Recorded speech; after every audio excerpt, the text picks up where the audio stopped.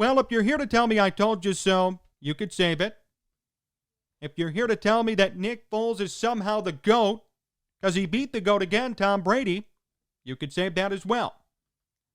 Did anybody actually watch the game on Thursday night? Did you watch from start to finish, all 60 minutes? If you did, then it's pretty obvious that Nick Foles was unimpressive on Thursday.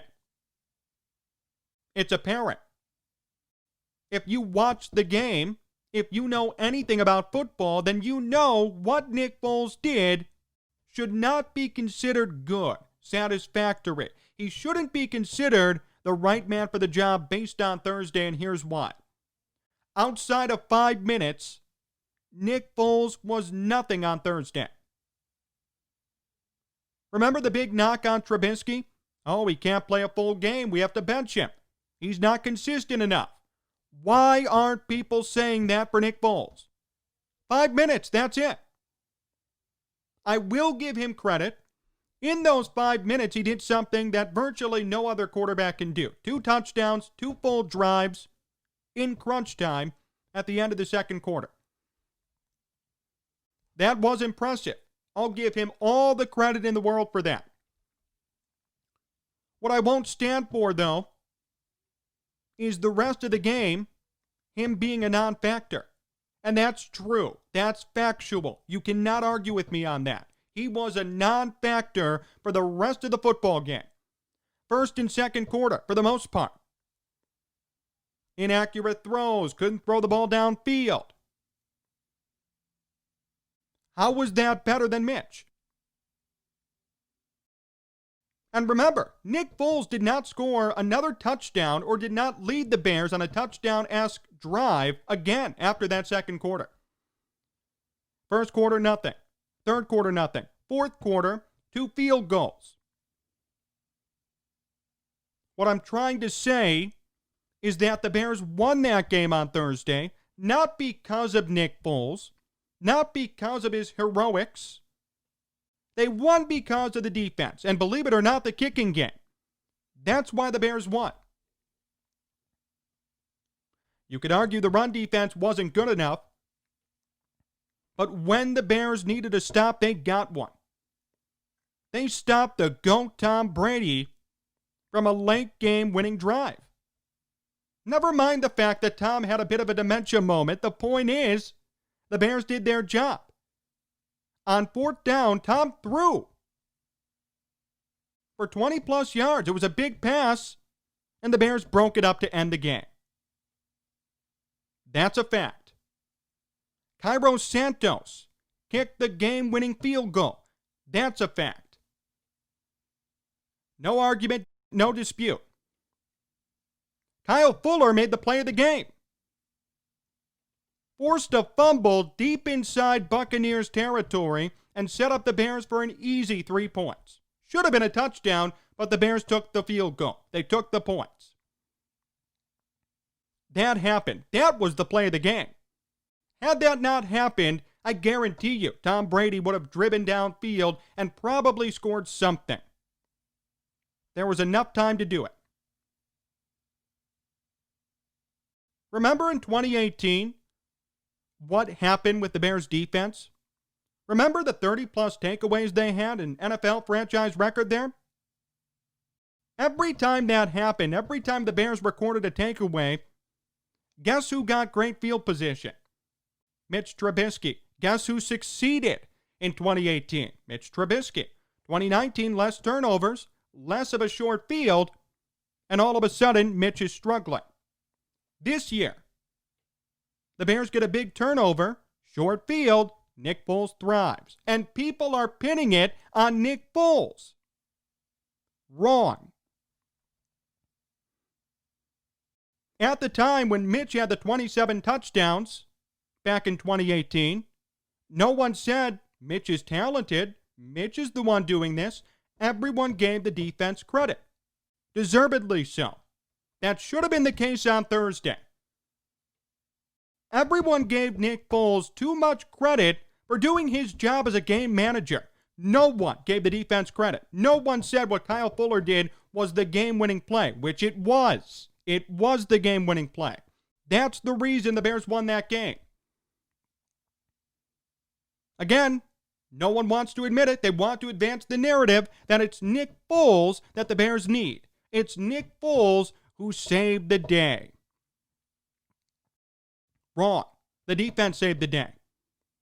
And Cairo Santos, to his credit, made 2 huge kicks late in the fourth quarter. I don't know about you, but I held my breath the whole time. I was reminded of Cody Parkey, and he made him. Good for him. That should make him the starting kicker moving forward. Eddie Pinheiro should not see the field now.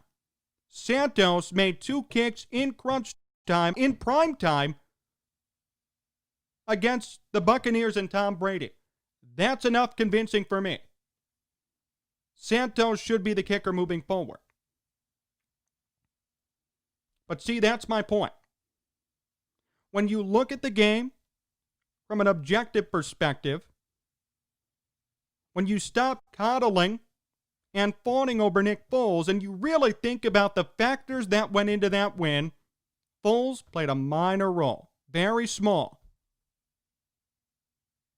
Santos made big kicks. The defense stopped the Bucs when they needed to. Maybe not the run defense, but late in the fourth quarter, they came through. And Kyle Fuller made the game-winning play. That's what matters here.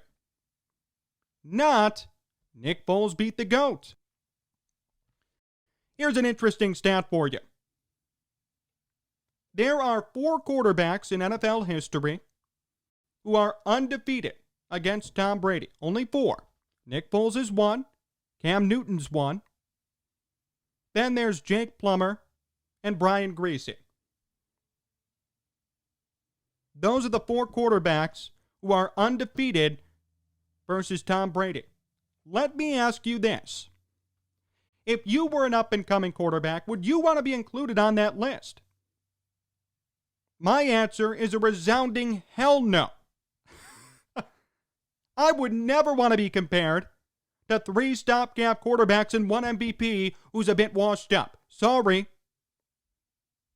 Again, see how numbers can make people look so good. Nick Foles beat the GOAT. He's great. Well, look who else beats the GOAT. Look who else is undefeated against the GOAT.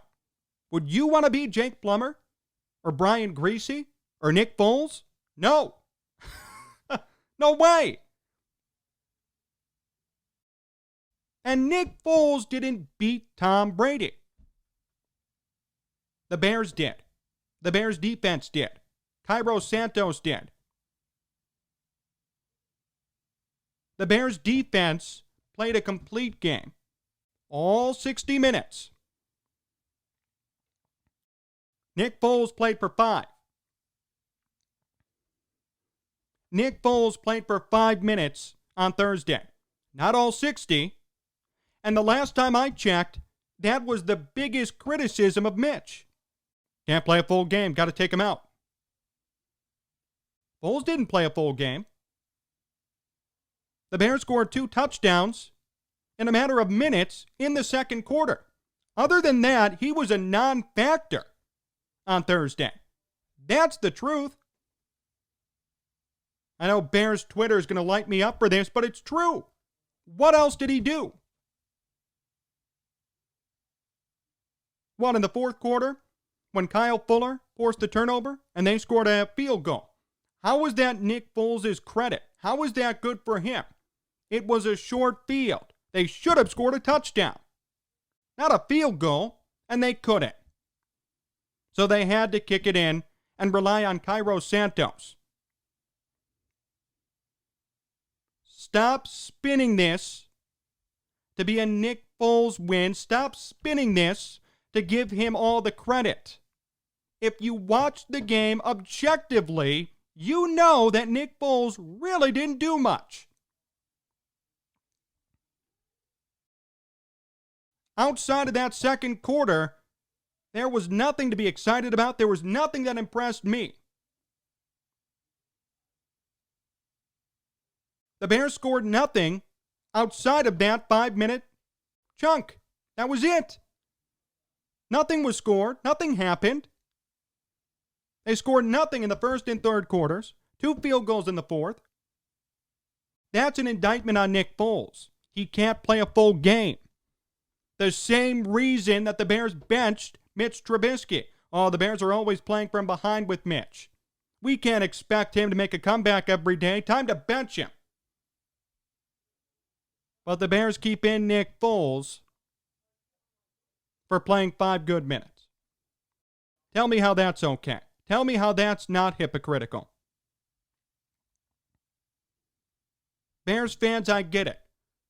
You're all looking for a savior. You're looking for a good quarterback because the franchise can't draft a quarterback and can't sign a quarterback. We know that. But I strongly urge you to not buy into Nick Foles on a whim like that. Don't do it. He will disappoint you. He's done it before.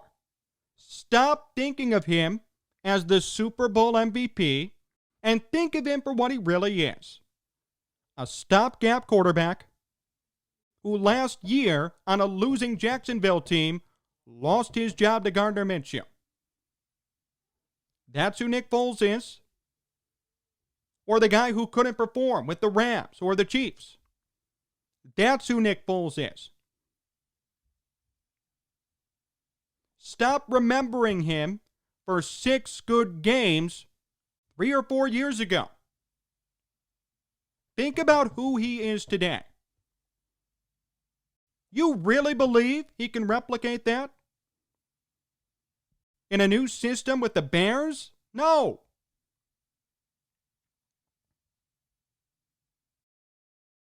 Don't buy into the hype.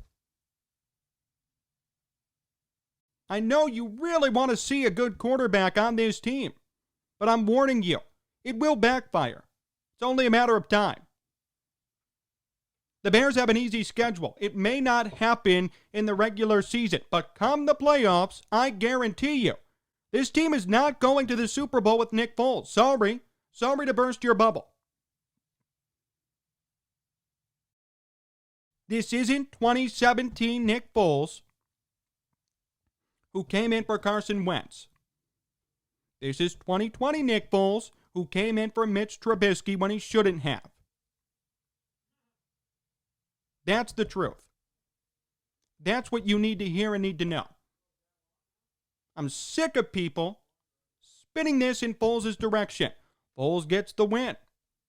Big win over the Buccaneers. Foles is undefeated against Tom Brady. Yeah, well, if it wasn't for Kyle Fuller, if it wasn't for his defense doing the majority of the heavy lifting, none of that would be said. Why is there no credit to the pieces that actually won the game? Why are we giving the quarterback all the credit? If Fuller had not had that turnover, I'd be more than bashing Nick Foles for losing that game because they would have lost.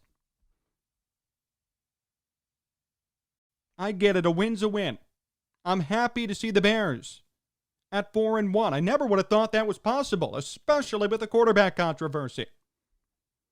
But I just urge you, don't buy in just yet. Don't do it. You're going to regret it. You are going to regret it. Nick Foles has not done anything since 2017. My guess is that'll continue. There's nothing exciting with him. The criticisms that took down Trubisky can be applied to Nick Foles. That's true. Why are we then fawning over Nick Foles? Why are we all over him? Why are we putting him on this high pedestal when he doesn't deserve to be there? A lot of quarterbacks win Super Bowls who aren't good. 4 quarterbacks are undefeated against Tom Brady. None of them are good, except for maybe Cam Newton. Ask yourself, do you want to be compared to Jake Plummer? Do you want to be compared to Brian Griese or Nick Foles? I wouldn't. If I were a young quarterback in the game and I was told I'd be the next Jake Plummer, that would mean that I'm a bust. That stat that he's undefeated against Tom Brady means absolutely nothing. Oh, and by the way, Tom Brady, yeah, I know you're watching or listening. That was such a horrible move to not shake Nick Foles' hand. GOATs win with class, but they lose with class too. True GOATs.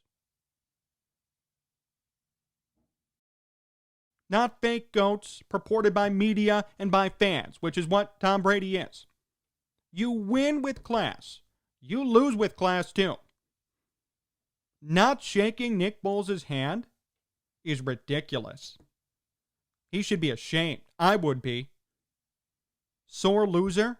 Deal with it. It's not anyone else's fault that you can't remember what down it is. Or supposedly you couldn't remember. Your own coach said you knew it was fourth down. Bruce Arians said that. So I don't know what the story is. I don't know if you were trying to put on an act for prime time to make yourself look good on camera, but the point is, shake the guy's hand.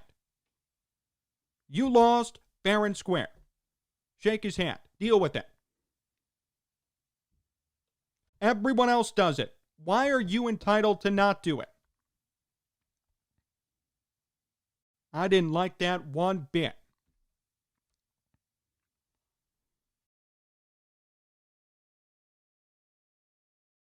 Man up next time. Own up to it. Yeah, I lost. I'll shake your hand, Nick. Good game. This is a game. It's a competition. It's not the end of the world if you lose, especially if you're Tom Brady. He could retire today. He'd be a first ballot Hall of Famer. Give a guy credit when he deserves it. Shake your opponent when you lose to them. Shake their hand when you win to them too. Horrible move. So yes, I'm happy that the Bears won, but I'm not happy about the official narrative and the reasoning why they won. That I don't appreciate. They didn't win because of Nick Foles. They didn't win because he had a good game. That's false. They won because of their defense and their kicking game. And outside of 5 minutes, nothing impressed me about Nick Foles on Thursday. And if you don't agree, obviously you didn't watch the game or you know nothing about football. 5 minutes, that was it. End of the second quarter, that was it. He was nowhere to be found for the rest of the game. Why isn't that getting attention? It should be. And that's why I would not buy into Nick Foles just yet. More to come here on Sports Talk Chicago. My interview with Mark Schanowski comes up next, so stay tuned.